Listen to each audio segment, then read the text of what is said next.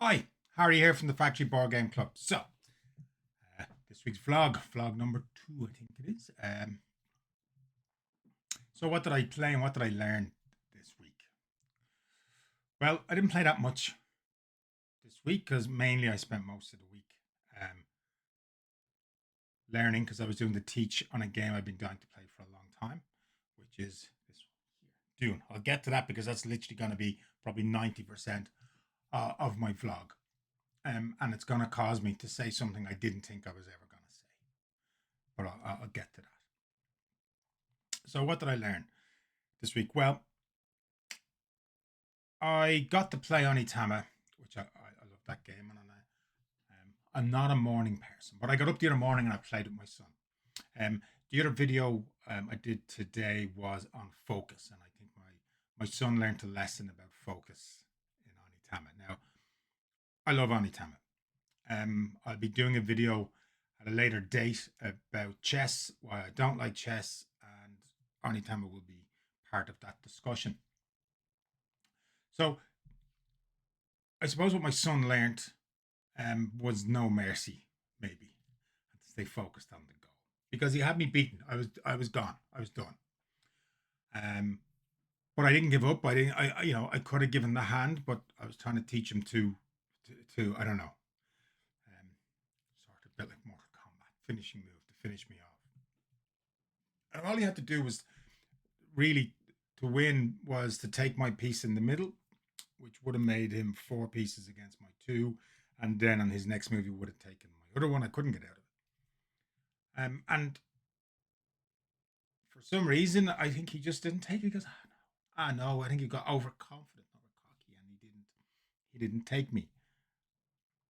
And I said, "Are you sure?" And he goes, "Yeah. No, I'm gonna try and win this way." Um, and that came from and I know him, and that came from a place of confidence because, listen, I couldn't win until he didn't take me. And then 2 moves later, the game was over and I had won. I don't get a lot of wins. So inside, I was going, yes. But I was also going, yes, as a father, because I thought it was a teaching moment for him, but also a lesson for not giving up. And I'll get to that in a second because there's a bit of that's not as straightforward as you think.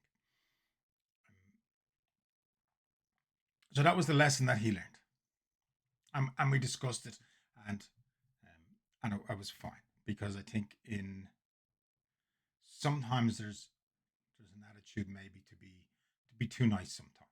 Well, guess what? There's also time to win and show no mercy.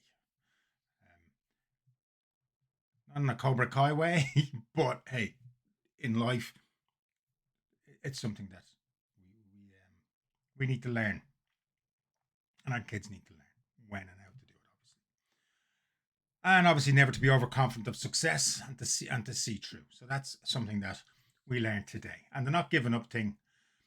Um, and I want to just talk about that a little bit in relation to not so much in a small game because Onitama is like chess. It's a 5 by 5. It's a 15-20 minute game.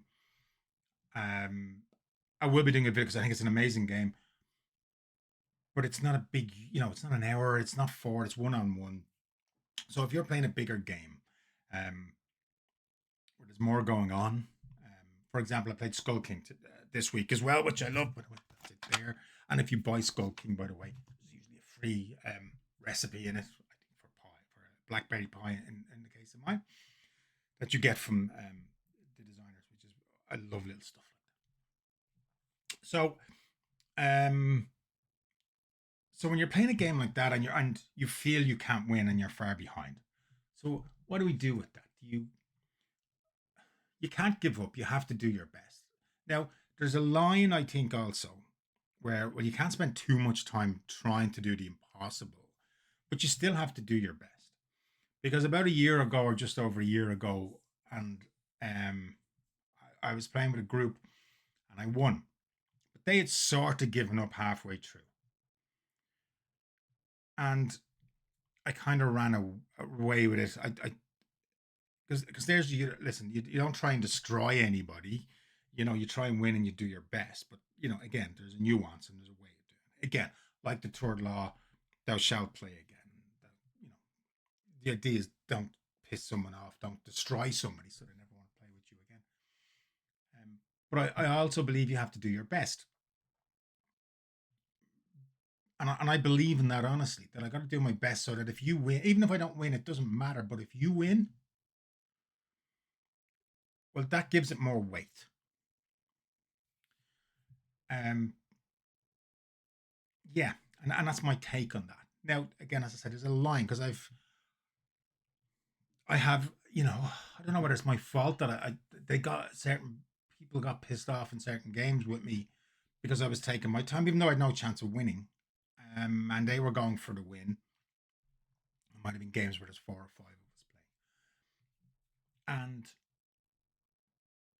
because I was taking my time. I was trying to find better moves. I couldn't win, but I still felt I had to do my best. Now I think there's a caveat to that as well, or there's the other side to that as well, because I don't want to talk too much about king making or stuff, but um, the phrase king making is when somebody makes a decision, or this is my version of what I think it means, is that you make a decision about who's going to win. You decide who's going to win. You can't win, so you make a decision. Now, how do you get around it? Because that can be hard, because when you're playing games, and I was playing a game a while back, and okay, I was trying to get as many points as possible. I couldn't win, but depending on what I did, person A or person B was going to win based purely on what I did. So and games do this a lot, and I don't know what the solution is. No one's come up with a solution. That's just part of learning, and it's part of learning in life as well. That our decisions have consequences on other people. So I feel the best way for me not to feel guilty and be able to sleep at night is to say, listen, I'm making this move because this gets me more points. I know that loses you the game and allows this person to win, but if I don't do this, well, then you win. So I think the thing is to concentrate sometimes on our own game, concentrate on getting the best score, or the best performance, let's say. Because at least then whoever wins, I feel that gives it more gravitas, gives it more weight, and feels better. Um, I can tell you, I don't win a lot, and a win that feels given rather than earned. Isn't that what they say? Money earned or something earned. Well, it's true. Look, something that you've worked for and you've earned feels a lot better and is better for you than something just given. I think it's a lesson. Again, it's another lesson. I have to make a note of that for my other video series of what we learn in gaming. So yeah, so that's yeah. So I think by trying our best at all times, I think it takes us out of that as well and gives it, it's a better win for the winner, I suppose, is what I'm trying to say. So that was it. Yeah, Onitama I played, Skull King I played, and then I was over in a friend's house, and we, I think I mentioned, I don't know if I mentioned it in my last vlog.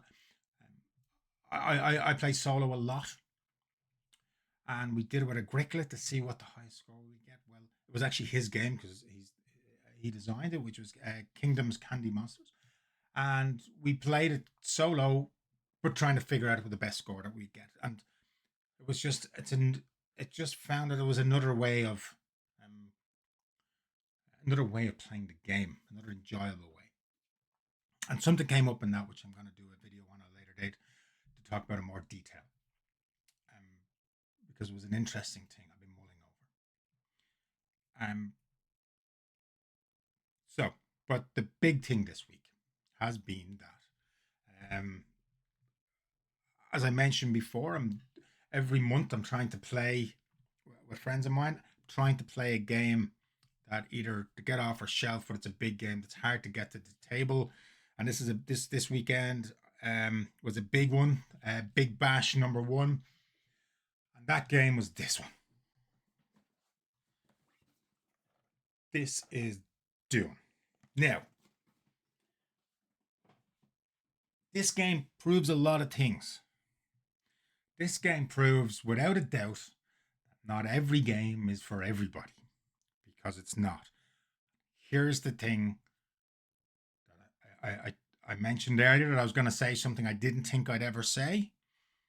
And I think this game, for me, could be a contender for my number one. So I'd spent a couple of days doing, because I was doing the teach. And the more I learned about it, the more videos I watched about it, come here, I couldn't wait. I think we started at 3 o'clock and I think we finished at 10:30. We called it at 10:30, actually. But listen, we knew the winners, and the deserved winners at that. Um, excuse me. Which was Brian and Rob, playing with House of Trades and the Fremen, or the Freeman as I kept calling them, but the Fremen. And well deserved win. And it was epic. And like I said, I'm not like a lot of other, like I'm only 3, 4 years maybe in the hobby. I've probably I played over 250 games, I would say. I there's, I suppose you could say there's games similar, but I haven't come across or heard of or seen game that's like this. I get why this is some people's number one game. I get it. This is a contender. It's definitely a contender for number two, without a doubt. I'll eventually do my top 10 soon. And is it a contender for my number one, which I never thought I'd say? I think it could be. But here's what I learned, and I've learned this. I've been thinking about this a lot lately. It's not every game is for everybody, and I think it's something we need to talk about. And not to get, I suppose, take it too personal if somebody doesn't. It's not that that somebody doesn't want to play with you. It doesn't mean that they don't want to play with you. It's more than likely they don't want to play this type of game with you, which is great, because, and that should be okay, because it's hard for us to get to the table with, especially with epic games, whether it's Dune, um, Game of Thrones. I have there, which is very similar to this. I'm going to talk about that as well. The differences between those two epic games, because they're amazing, and a lot of similar feelings and stuff, but they're hard to get to the table.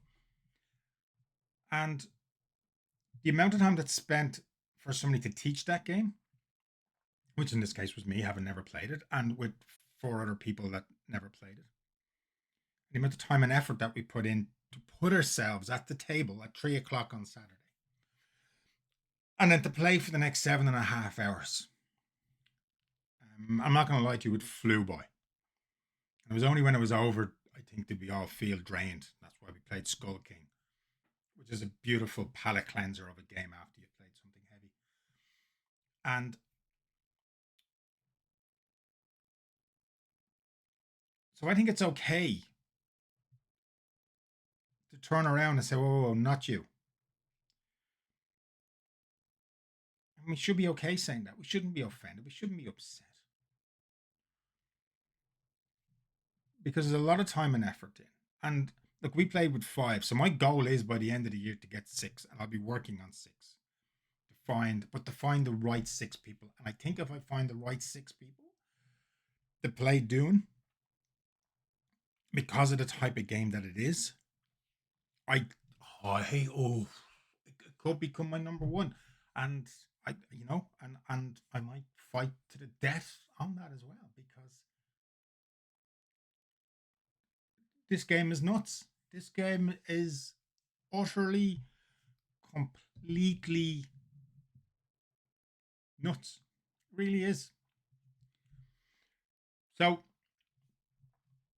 and I'm gonna be honest, I played it on Saturday and I haven't stopped thinking about it. Driving home last night at 1:30 in the morning, and I was thinking about it. Had to go out in the car today, drop my car down to get tires. I was thinking about it. I came across a thing. There's a Dune. There's a DUNE competition in Las Vegas in March. Obviously, I'm not going to go, but I'm going to go. I need to find out about this. And is it live? Is it? How can I see this? So let me try and explain this game for those that haven't don't know what it's like. If you want to watch a playthrough and stuff, go to MCDM. That his channel. I think he's the best channel to watch it. To watch it played. And so basically, as somebody said, it's an area control game. Well, I don't think it's an area control game. I don't know how to describe it. Area control is a mechanic that's used to decide on the winner, but it's so much more than that. So this is a game that's usually played for 10 rounds. There's 9 parts of each round. Rules aren't that difficult. However, for every rule, there's at least one, if not more, exception or a but.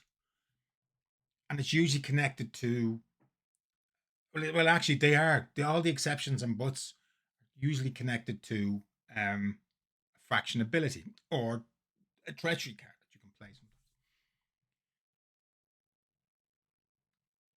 And I kind of got the feeling as the more I got into it, I realized, or I felt anyway, everything in the game, every little piece of that jigsaw of what the game Dune is is um is linked to another part of the game, but not just one. This is linked to this and this and this and this and so on and so forth. And sorry, I just moved that over there. And yeah,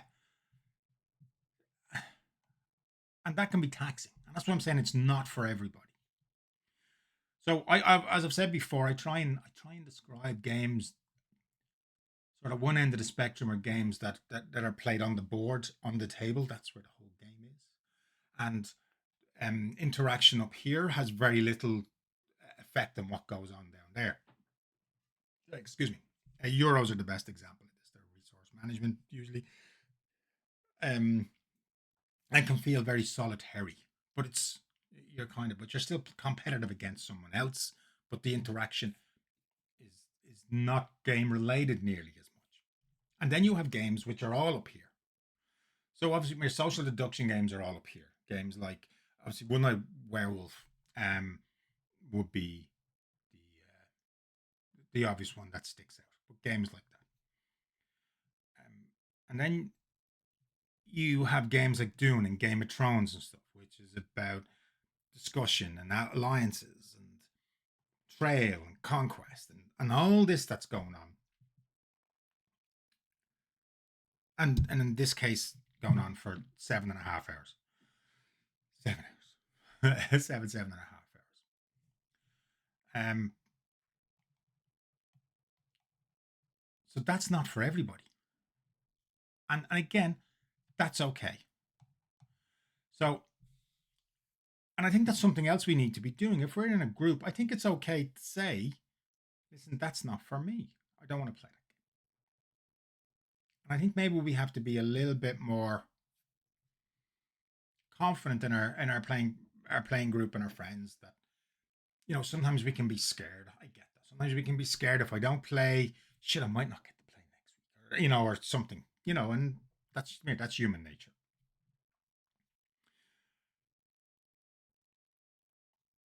But I have to say, oh my god, this game is amazing.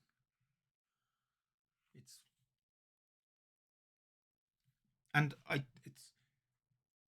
it's similar. I suppose it's in that same area as Game of Thrones board game. Game of Thrones board game, I think, is amazing. Again, you need to be pretty epic. You need to.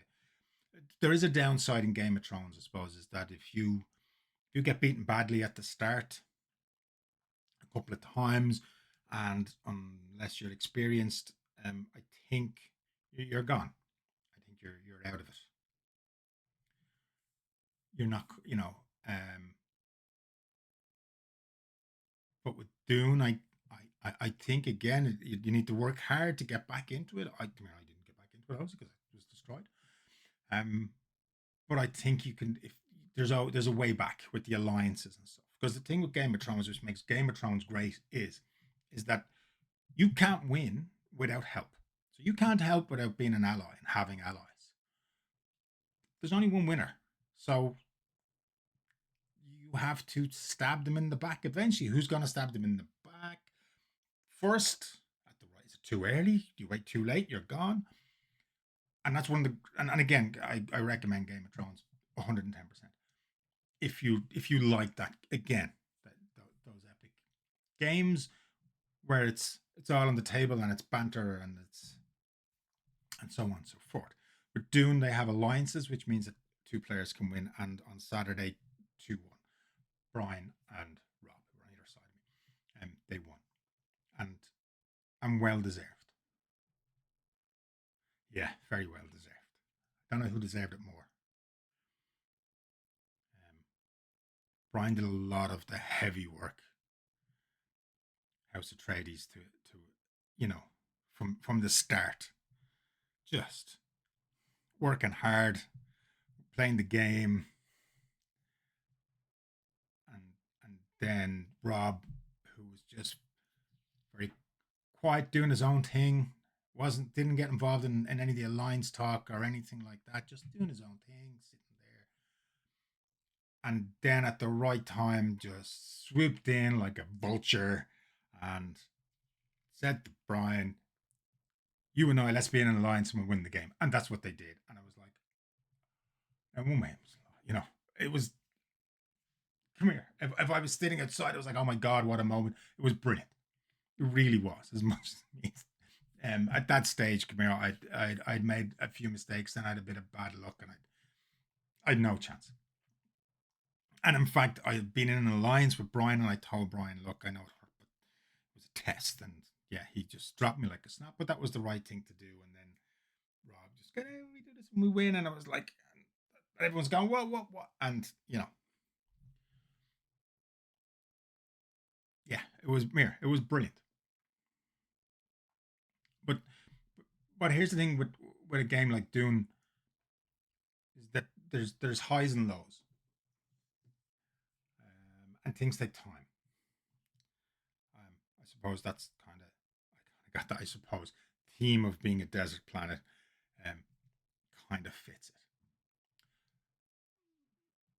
I think it was round four. So round four, I think the combat section took an hour. Probably took about an hour. I think it took a long time, but a lot had to be done. And I'm still annoyed I didn't take a photograph before combat and after, because before the whole map was just full, and then after it was like decimated. There was like nothing. And there's a section on the board where every force and leader that dies just else just thrown in there, and it was full. It was brilliant. So let me try and explain to you the craziness, the nutsness of this game. So there's 9 rounds. Um, we played with 5 factions. We didn't play with the sixth. It was the Bene Gesserit. And the Bene Gesserit has a lot of abilities and nuances to it, and one of them is that they can tell you what to do. Like, what other game has a faction whose power is to tell someone else what they have to do on their turn? Like,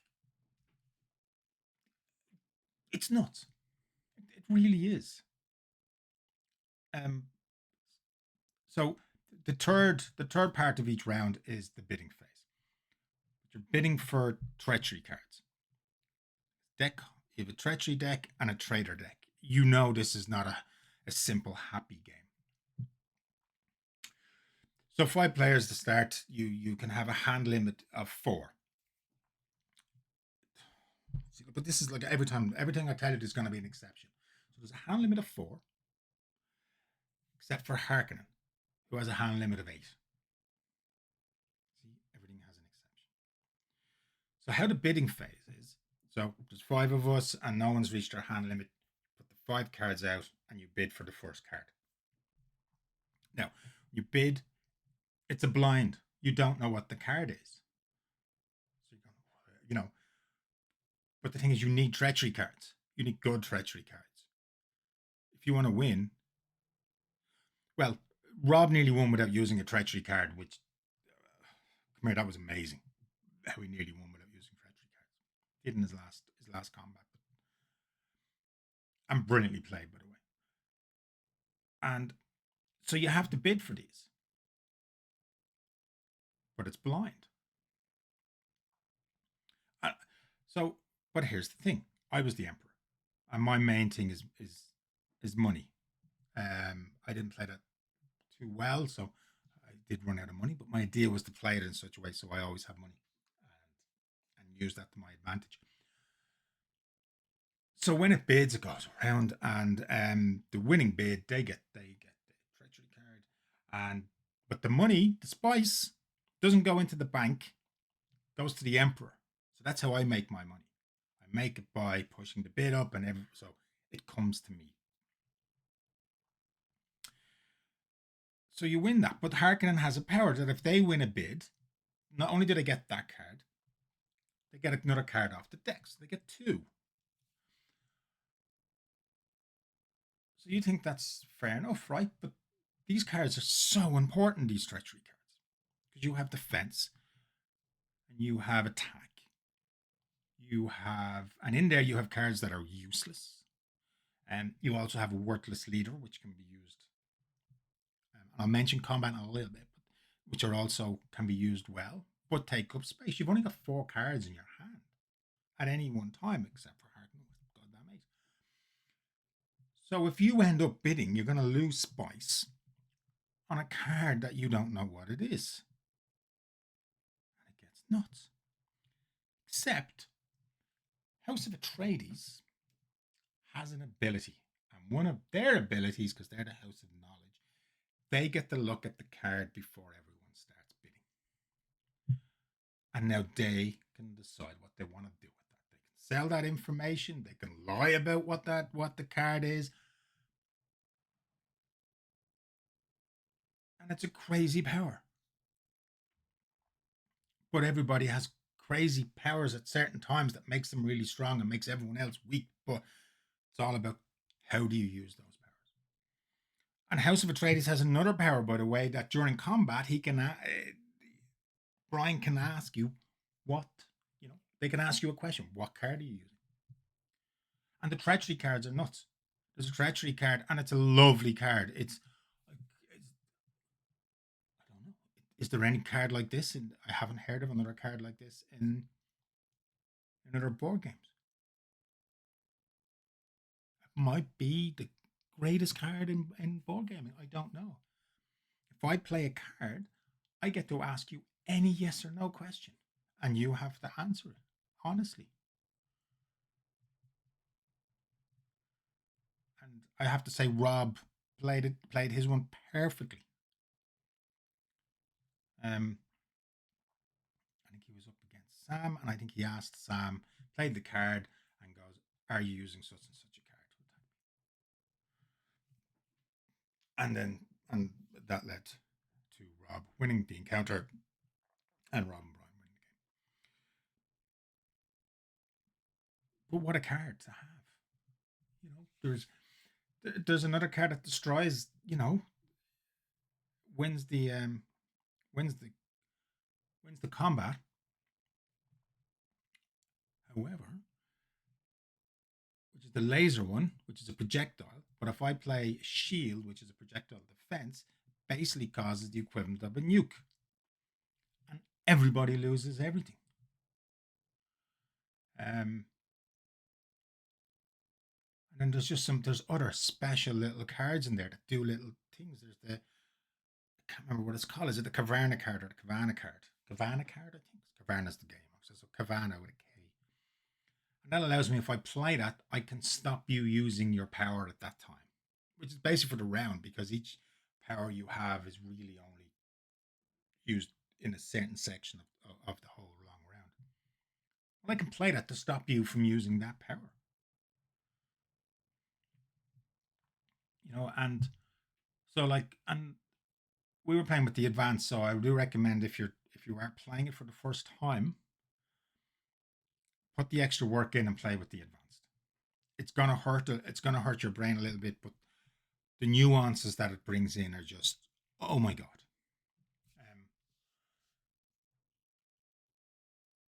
So like like even, oh my god, even the winning, right? So how you win is if you're winning, it's there's 5 strongholds on the planet. If you're winning, you control 3 at the end of the round, and if you control 3, that's it, you've won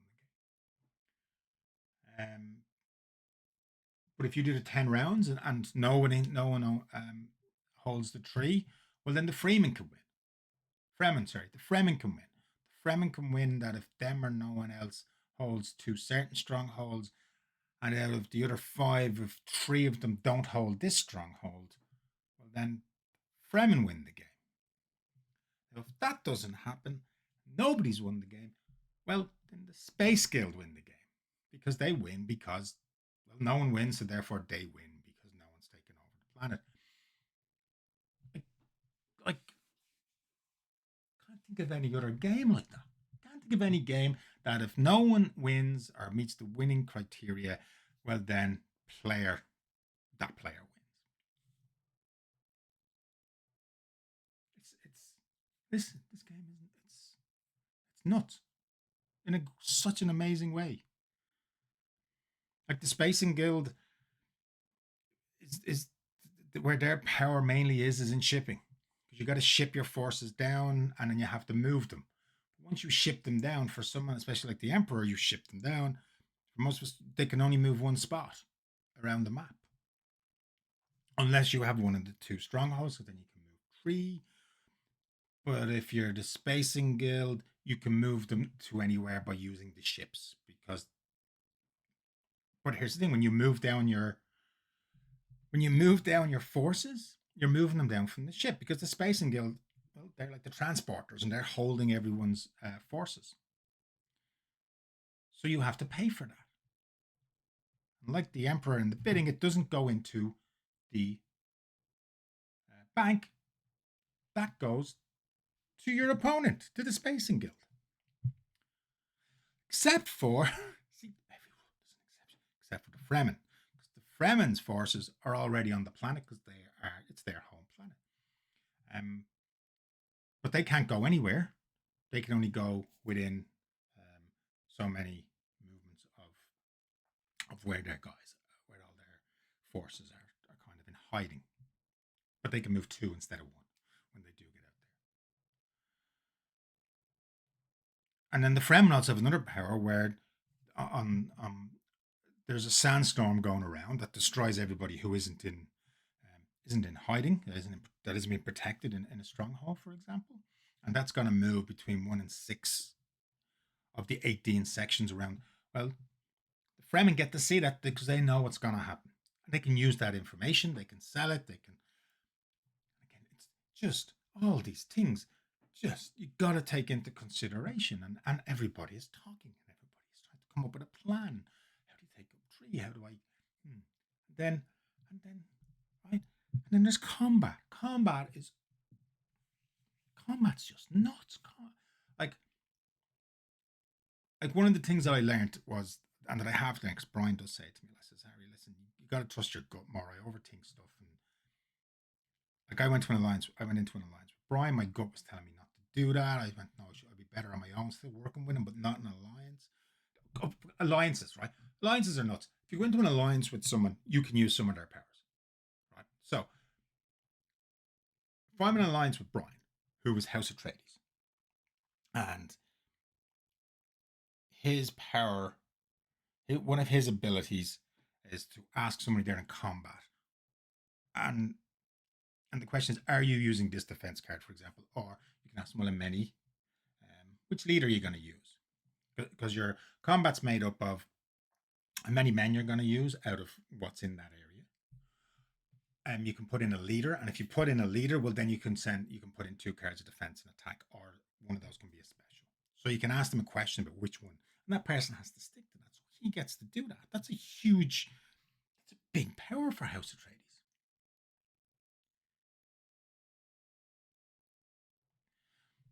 So there's that. But if you're in an alliance with him, I can now ask you as well. Now, if I'm in an alliance with House Space Guild, well then I can use their power to move around the island or move around the planet. Sorry, and if you're in whoever you're in alliance with, you get some of their powers. Oh, by the way, to win, if you're in an alliance, say an alliance 2, you need to instead of holding 3 out of 5, it's 4 out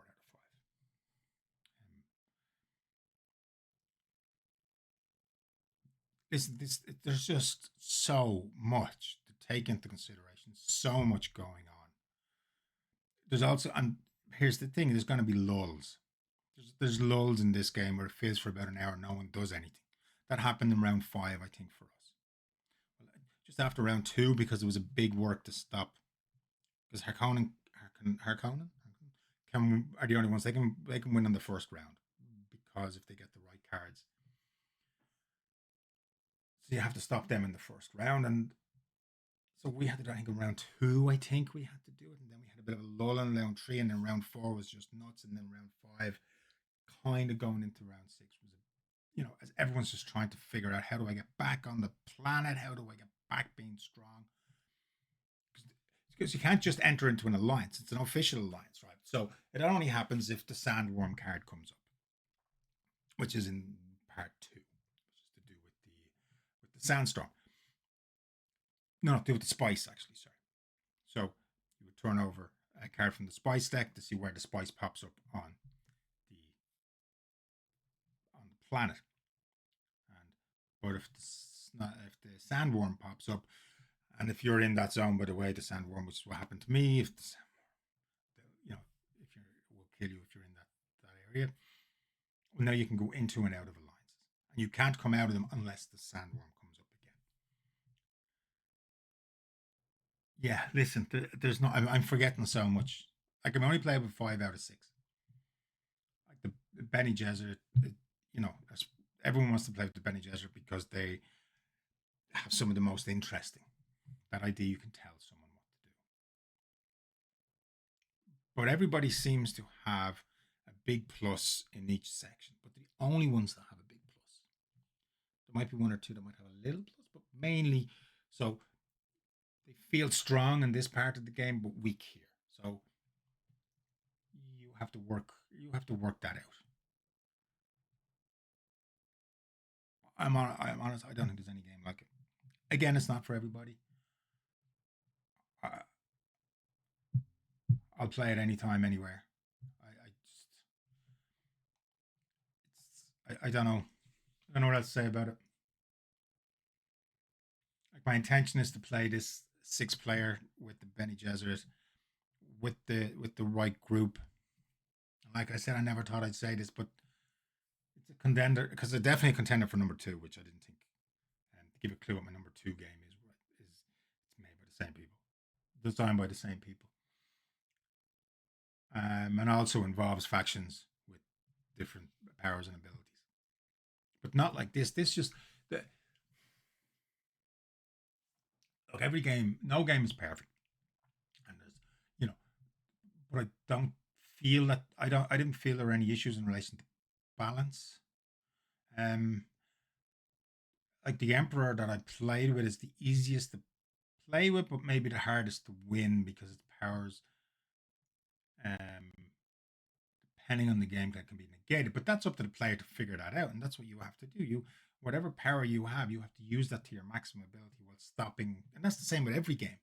It's using your advantage and keeping your advantage, which is one of the great things about board games, and that's something which is great for that teaches us and kids and everything who play to take it out into real life. Yeah, I don't know what else to say.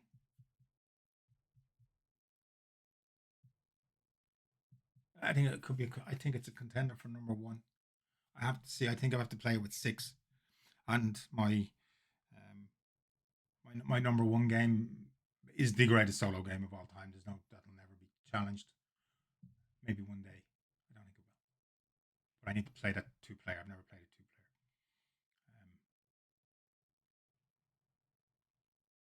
my goal is by the end of the year is to play Mage Knight 2 player, competitive, which means getting good at it and getting finding someone else that's just as good and doesn't mind the fact that I'm a slow thinker. um, and to play this 6 player with the right group. Because listen, playing with the right group is important, and I don't think it should be something that we should be scared to talk about or scared to say. So, because I played a game a couple of weeks ago at a friend's house, The Godfather. So, Godfather it's a Euro game. Well, it is and it isn't. It's a, I suppose you could call it a hybrid, but I think it's a hybrid depending on who you're playing with. But with Godfather, when you watch the video, you look at it and it has these little tin boxes, and you think, oh, they're a bit. But oh my god, they're brilliant. They come here. They're so central to the whole game, and oh my god, it works.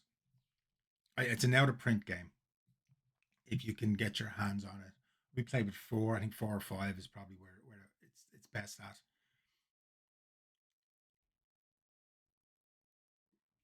But with the group that we were playing with, there was 4 of us, and something happened in the first round. It was the first or second turn. Something happened which caused just for 2 of the guys. One of the guys just didn't care about winning. He just says, "No, I just going to no, just make you not win," because he did the dirt on him, or he thought he did. No, but that was part of the game, and it was just brilliant, and it worked. And we were all very talkative, and we can take a slag, and we can, and it's all in the game. We know it's not personal, no matter what's said. It's not personal. So there is that line is really far down. It's like way, way, way. It's like way, way, way. So anything goes, and it's all about um having fun. I won, so I was happy with that. But it was brilliant. But here's the thing: because of the group we played it with, it wasn't a Euro game. We were talking about this afterwards, and I was thinking about this. That if it was played with another group, um, that probably aren't as argumentative as us, or isn't as in your face and untrustworthy. I don't know, not untrustworthy. We're all pretty trustworthy people, but in the game, we're okay, and we push um, betrayal and stuff like that because it's fun. We think that's fun. But you play that with someone that's more of a Euro gamer and likes Euro games. It's a totally different game, and it would be a Euro game because it is resource management. You win based on what you put into your tin, whether it's money or and so on and so forth. So my point is that our experiences when we're playing games, I suppose, are different depending on not just our mood, what we want to play, but who we're playing with. And, well, maybe that's the lesson. Maybe that's the lesson of today. That maybe we should think about or be a little bit more open or not. I don't know. Feelings can be hurt maybe sometimes. Like there's some games I definitely won't play with some people, not because they annoy me, because I know I annoy them. Not in any bad way. It's just my style. I'm a slow thinker. I take my time. Sadly, I enjoy watching people play as much as playing myself. So sometimes when I'm playing, um,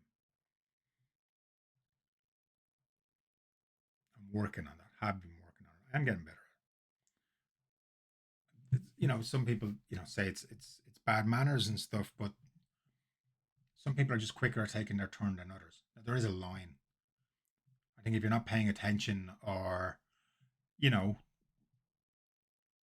I'm always paying attention to the game. Maybe I'm paying too much attention at times. I know that it's been said to me that I need to work on that. That I overthink stuff, so I have to go with my gut more, as I said.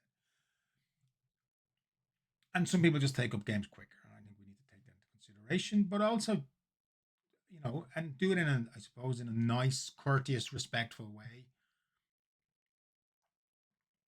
Just, I don't know. Like if I'm not a good match to your group for that certain game, please don't ask me to play because I'll feel guilty. I've done it in the past where I felt guilty in the past because I've done anything wrong or unethical, or I wasn't an A or anything like that. but it just wasn't the right match. And I'm trying to learn from that and be better. I don't know. So that's yeah. So that's what I learned today, or that's what I learned this week. I learned, never give up. My son hopefully learned a bit of focus. No mercy. Um, I have a contender. Will know by the end of the year a contender for number one, definitely for number two. Contender for number one. Never thought I would say that. Jesus, I can't believe I'm saying that. Yeah, that's been my week.